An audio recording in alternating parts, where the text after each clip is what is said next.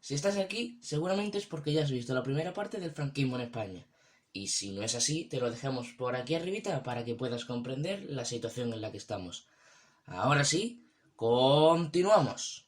A esta segunda etapa del franquismo se la reconoce como franquismo desarrollista. Y es que, a partir de 1959, la economía española sufrió un espectacular crecimiento. Tal es así que muchos analistas la bautizaron con el sobrenombre del milagro económico español. Esta dio lugar a una gran transformación social, pero que no vino acompañada de cambios políticos. El impresionante cambio económico se debió a unas políticas liberalizadoras de la economía, que supuso el aprovechamiento del auge económico que sufrían otros países, y, además, de la explotación total del turismo en España. También se pasó de una economía basada en la agricultura a un país industrializado. Se fijó como objetivo conseguir aumentar el bienestar material de la población, para asegurar también así una continuidad del régimen cuando falleciera Franco. Por ello, se aprobó una ley de bases de la seguridad social en el 63 y en el 66 la Ley Orgánica del Estado, que se convertiría en la última y más importante de las leyes fundamentales del franquismo, que ya actuaría como una constitución. Para darle legitimidad, esta ley fue llevada a referéndum y fue apoyada por el 95% de los votantes. Para aumentar el aperturismo del régimen, se aprobó una ley de prensa e imprenta, además de una ley de libertad religiosa. Sin embargo, la primera de estas castigaba con duras sanciones a aquellas publicaciones que sobrepasaran los límites establecidos en el artículo 2 de la misma, por lo que era un poco de postureo. Al llegar Carrero Blanco a la vicepresidencia, se dio comienzo a la conocida como Operación Príncipe, cuyo objetivo era que el generalísimo designara como sucesor al hijo de don Juan de Borbón, el príncipe Juan Carlos. El régimen tuvo que hacer frente a tres factores de oposición. Uno de ellos se encontraba dentro del propio régimen, es un sector que iba en contra del aperturismo que estaban sufriendo. Por otro lado, estudiantes de universidades se manifestaban en favor de la democracia, y estos eran apoyados por catedráticos. Y un último sector que iba en contra del régimen era la Iglesia Católica, con un sector relacionado con el nuevo camino tomado por la Santa Sede Democratizadora. Así, muchos sacerdotes se manifestaron junto a estudiantes. También surgieron protestas nacionalistas, como en el País Vasco, o como en Cataluña.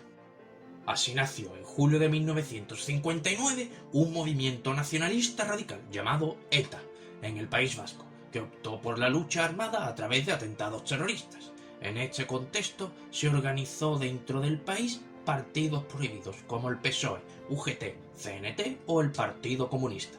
Además de todo esto, la ONU solicitó a España la independencia de Guinea Ecuatorial, que en octubre de 1968 la lograría.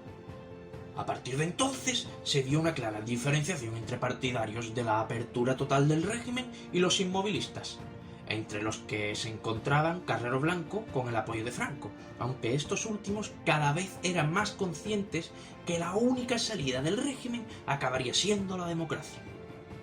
El gobierno de Carrero Blanco, viendo la conflictividad con el sector estudiantil, solo pudo optar por el empleo de las fuerzas del orden público. Como medida de escarmiento público, en 1970, el gobierno decidió que 16 personas detenidas por presunta militancia ETA fueran juzgadas conjuntamente por un consejo de guerra. Este juicio se celebraría en Burgos, con una ola de apoyos del País Vasco y Navarra. Como respuesta, el movimiento organizó una masiva manifestación en apoyo a Franco en la Plaza de Oriente de Madrid. Debido a los conocidos como juicios de Burgos, se intensificó el distanciamiento entre la Iglesia Católica y el régimen, ya que comenzaban a llegar duras críticas de los obispos vascos y de la Conferencia Episcopal, que solicitaba clemencia y unas garantías judiciales. Debido a esto, Franco acabó rechazando las 6 penas de muerte que habían sentenciado los jueces militares. A mediados de 1973 ya era más que evidente el fracaso de las políticas continuistas de Carrero y los tecnócratas del Opus Dei. Sin embargo, de esta crisis sería Carrero Blanco el que saldría más reforzado, ya que Franco lo nombró presidente del gobierno. Jamás este cargo se había concedido a nadie en 37 años de dictadura. Sin embargo, dicho cargo solo iba a durar 6 meses, pues en la mañana del 20 de diciembre de 1973, la banda terrorista ETA detonó una bomba situada bajo el asfalto en una calle de Madrid, en el momento exacto en el que pasaba el coche del almirante Carrero Blanco, causándole la muerte. Rápidamente tomó su cargo el que era vicepresidente, Torcuato Fernández Miranda.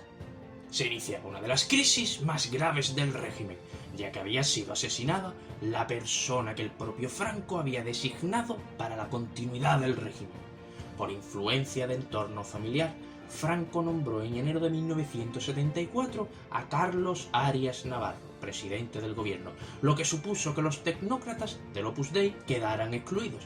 En su lugar, Arias recurrió a las familias del régimen, intentando guardar un cierto equilibrio entre continuistas y reformistas. Pero Arias Navarro carecía de un proyecto político propio. El barco del régimen comenzaba a hundirse, tras hacer aguas durante años. Sería en 1974, con la disolución del régimen dictatorial de Salazar, que era el más antiguo de Europa, cuando el franquismo se quedó verdaderamente solo ante las democracias imperantes en el mundo, más aún cuando el generalísimo de España tuvo que ser ingresado a causa de una tromboflebitis, teniendo que asumir el cargo del príncipe Juan Carlos. Pero a la leve recuperación, el caudillo volvió a retomar sus poderes. El inicio de la crisis económica de 1974, que se agravó en el 75 con el consiguiente aumento de la inflación y del desempleo, alimentó la oleada de huelgas y de movilizaciones obreras más importantes de la historia del franquismo. Además, la actividad terrorista aumentó, tanto de ETA como de la FRAP, con resultados de muerte, lo que a su vez recrudeció la represión y la aplicación de penas de muerte a terroristas. Este hecho creó el rechazo y las manifestaciones tanto de países europeos como de la Santa Sede, provocando además la salida de dirigentes de países de España. Como respuesta y en apoyo al dictador, se volvió a convocar una masiva manifestación en la Plaza de Oriente, en la cual se pudo ver a un muy débil Francisco Franco, quien 12 días después caería enfermo. El 30 de octubre, consciente de su gravedad, ya que había sufrido 2 infartos, traspasó todos sus poderes al príncipe Juan Carlos. El día 3 de noviembre era operado a vida o muerte, en un improvisado quirófano en el propio Palacio del Pardo, siendo trasladado al Hospital de la Paz de Madrid, donde sería sometido a una nueva intervención.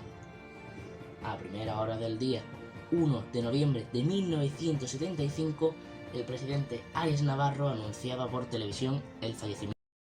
Españoles, Franco ha muerto. Del caudillo. A la capilla fúnebre instalada en el Palacio de Oriente acudieron masivas colas de gente, aunque al posterior funeral no asistió ningún jefe de Estado ni de gobierno, solo Pinochet, que se declaró un admirador del dictador español. A la muerte del dictador quedaba una sola duda: ¿qué pasaría con el régimen? Y eso lo veremos en el próximo vídeo. ¿Continuará el régimen? ¿Se hará una transición pacífica? Suscríbete para no perderte ninguno de nuestros vídeos y acuérdate de dejar tu like y compartirlo para que tus amigos también lo disfruten. Nos vemos en el próximo vídeo. ¡Adiós!